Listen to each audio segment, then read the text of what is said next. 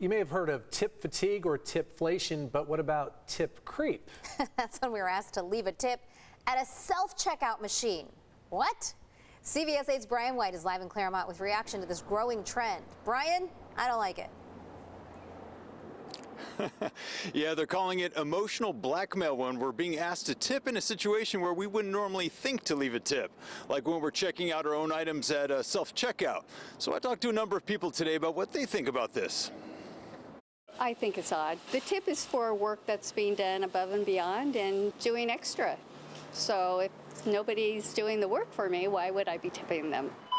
509. The rise of self-checkout has eliminated the need for customers to interact with employees in businesses across the U.S. However, it has not eliminated the option to provide a tip.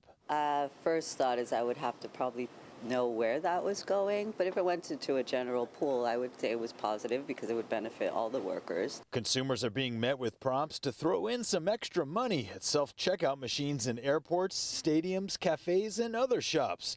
At a time when inflation has already increased costs, many are wondering, where are their tips going? The companies I spoke to said that the tips are going to employees, but tipping researchers aren't so sure. Machines don't have the same protections as tipped human employees, so while the law requires that something called a tip has to go to employees, when you're tipping a machine, you can't be quite so sure. Rachel Wolf is a consumer behavior reporter with the Wall Street Journal. She says surveys show that people feel pressure to tip on these machines. So tipping researchers say that people are much more likely to say yes than to say no when prompted with a tip when you're thinking about the people who are stocking the shelves, even if you're not actually seeing an employee.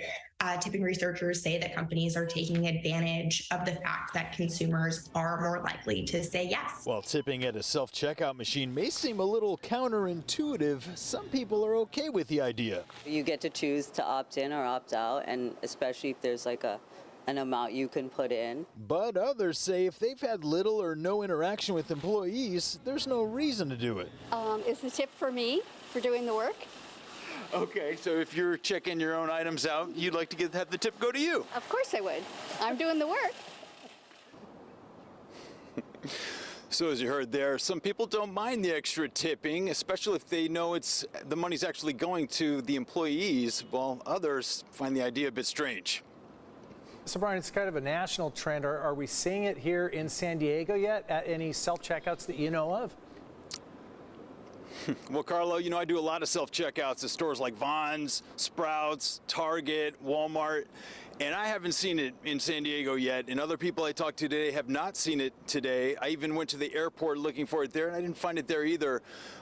You know, it's something that's becoming more prevalent in other parts of the country, on the East Coast, and even closer to home here in Los Angeles, but as far as San Diego, we'll just have to wait and see. Tip creep. We'll keep an eye out for when it shows up. Brian White reporting for us. Thanks, Brian.